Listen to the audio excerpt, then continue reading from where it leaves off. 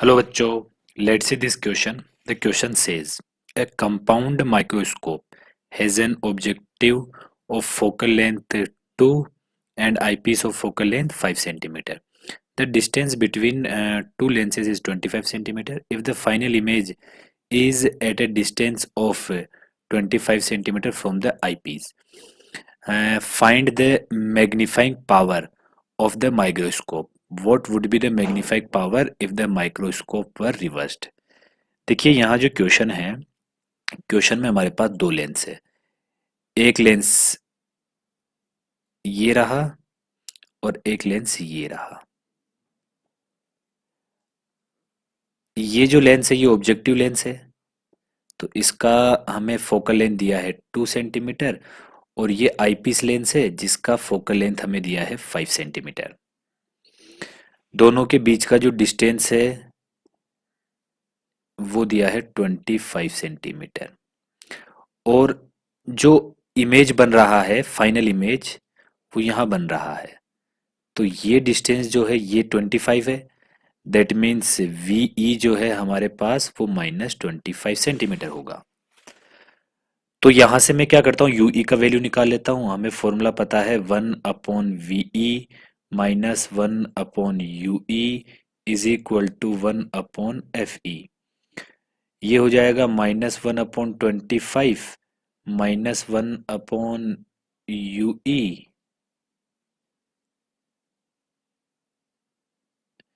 Is equal to 1/एफ E. अब देखिए जब इसको सिंप्लीफाई करेंगे तो 1/एफ ई का जो वैल्यू है यहाँ पर, एफ ई जो है हमारे पास वो मैं वैल्यू पुट कर देता हूँ। एफ ई हमारे पास है 5। तो जब इसे सिंप्लीफाई करेंगे तो यू ई का वैल्यू आएगा, मतलब जो इसके लिए आईपीस जो लेंस है उसके लिए इमेज जो है वो आएगा -25/6 सेंटीमीटर। ये हमारे पास आ गया यू ई का वैल्यू।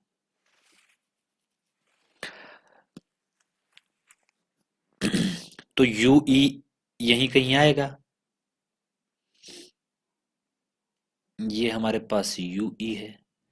अब देखिए ये यू ई है, तो इस लेंस के लिए ये किसका काम करेगा, वी नॉट का काम करेगा।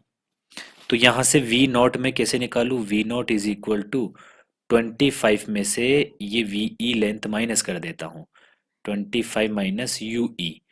तो V not is equal to 25 minus 25/6।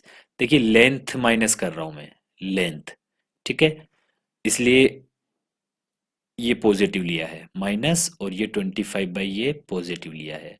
तो यहां से जो वी नोट आएगा, मतलब इमेज ऑफ ऑब्जेक्टिव लेंस जो आएगी वो आ जाएगी 125/6। अब मैं क्या कर लेता हूं, यहां से ऑब्जेक्ट के लिए यू ओ निकाल लेता हूं।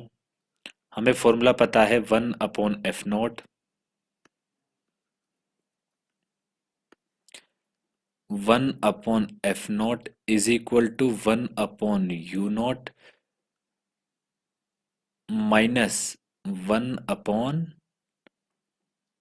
ये वी नॉट है और ये यू नॉट, ठीक है। तो अब देखिए यहां से जो हमारे पास वैल्यू आएगी, 1/एफ नॉट तो हो जाएगा 1/2 is equal to V naught जो है उसका वैल्यू ये रहा 125/6, तो 6/125 हो जाएगा, -1/यू नॉट। तो 1/यू नॉट जो है वो हो जाएगा 6/125 -1/2। तो यहाँ से जब मैं इसको सिंप्लीफाई करूँगा तो यू नॉट का वैल्यू आएगा -250/113। ये आया हमारे पास यू नॉट। अब हमें क्या निकालना है, मैग्नीफाइंग निकालना है। मैग्नीफाइंग जो वैल्यू होता है वो होता है -V0/यू नॉट 1+D/FE। तो m is equal to minus ये हो जाएगा 125/6, और u नॉट का वैल्यू है ये -225। तो -250 इंटू अपॉन 113, 1 प्लस डी का वैल्यू है 25, ई का वैल्यू है 5, 5 5 जा, ये 5 प्लस 1 6 हो जाएगा, 5 प्लस 1 6 हो जाएगा, तो इसे मैं लिख देता हूँ माइनस, और माइनस तो कैंसिल हो जाएगा। देखिए इससे ये कैंसिल होगा 2 टाइम, तो ऊपर आया 113/2, और इस वाले 6 से ये 6 कैंसिल हो जाएगा, तो m का वैल्यू आया इतना, जो कि फाइनली जब सोल्व करने के बाद बनेगा 56.5। ठीक है, अब हमें क्या करना है, अब हमें देखिएगा यहाँ पे मैग्नीफाइंग जो है रिवर्स कर रहे हैं हम, तो हमें वो निकालना है। तो रिवर्स पर क्या हो जाएगा, देखिए -l, जब रिवर्स करूंगा तो उनके बीच का डिस्टेंस चेंज नहीं होगा, तो वो डिस्टेंस l है, upon f0 into D initial distance जो थी वो, अपॉन fe। तो ये हो जाएगा रिवर्स के टाइम पे -25/2 इंटू 25/5। यहाँ पे इसका मैग्नीट्यूड निकालता हूँ मैं, तो एम आर मेरे पास आ जाएगा, देखिएगा यहाँ पे 125/2, 125/2,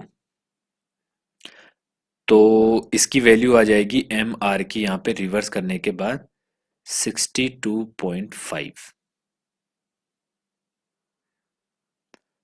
अगर मैग्नीट्यूड ना निकालूं तो ये माइनस रहेगा, ये माइनस रहेगा। So the final answer is m is equal to 56.5, जो कि इनिशियली इसका माइक्रोस्कोप का क्या था, मैग्निफिकेशन, और जब मैं रिवर्स कर दूंगा then final answer is M R is equal to -62.5। Hope you understand it well, best of luck.